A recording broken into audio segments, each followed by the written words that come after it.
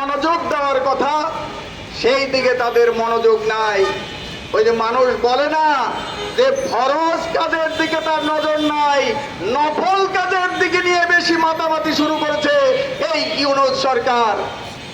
আমরা দেখলাম সেখানে সে সংস্কারের নামে এমন কতিপয় ব্যক্তিকে এনে ওই ঐক্যমত্য কমিশন, সংস্কার কমিশন করেছে। বিদেশি নাগরিক, দ্বৈত নাগরিক তাদেরকে এনে এই সংস্কার কমিশন করে সেখানে সংবিধানের ফল বলছে মূলনীতি সহ পাল্টে দেওয়ার জন্য চক্রান্ত করছে।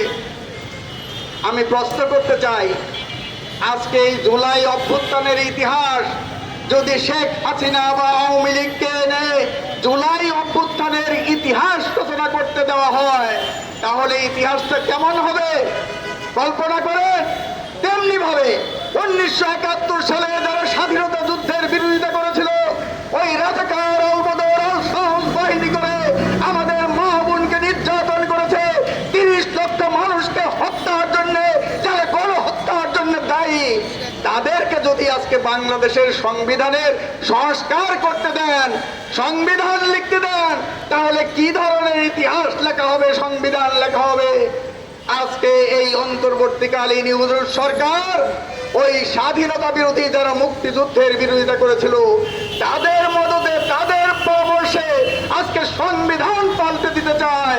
বাংলাদেশে মুক্তিযুদ্ধের মধ্য দিয়ে যে রাষ্ট্রীয় চার মূলনীতি ছিল, গণতন্ত্র, সমাজতন্ত্র, ধর্মনিরপেক্ষতা, জাতীয়তাবাদ, তাকে পাল্টে দিয়ে, বদলে দিয়ে নতুন করে সংবিধান লেখার তারা পায়তারা করছে। বাংলাদেশের জনগণ আপনাদের এই খেয়াল সেটা মেনে নেবে না, আপনাদের এই আশা সেটা দুরাশায় পরিণত হবে। সংগ্রামী বন্ধুগণ, এখানেই থেমে থাকে নাই। আজকে এই ইউনূস সরকার, অন্তর্বর্তীকালীন সরকার, যারা ওই গণঅভ্যুত্থানের ছাত্র নেতারা ছিল, তারা কথায় কথায় স্লোগান দেয় যে দিল্লি না ঢাকা, ঢাকা ঢাকা। কিন্তু এই অন্তর্বর্তীকালীন সরকারের 14 মাসে তারা ভারতের সাথে যেই সমস্ত চুক্তি ছিল সেই চুক্তি জনসম্মুখে প্রকাশ করে নাই। আদানির সাথে চুক্তি, রামপাল বিদ্যুৎ কেন্দ্রের চুক্তি, এরকম অসংখ্য চুক্তি যেগুলো জাতীয় স্বার্থ বিরোধী, জনস্বার্থ বিরোধী, সেগুলো পর্যালোচনা করে সেই চুক্তি বাতিল করার জন্য তারা সিদ্ধান্ত গ্রহণ করে নাই। অথচ ভারত বিরোধিতা, মুখে মুখে ভারত বিরোধিতা করছে।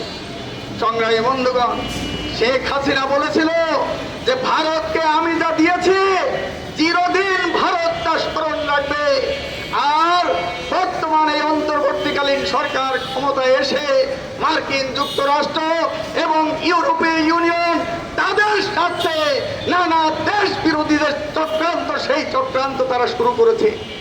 একটা অন্তর্বর্তীকালীন সরকার, সেটা একটা তত্ত্ব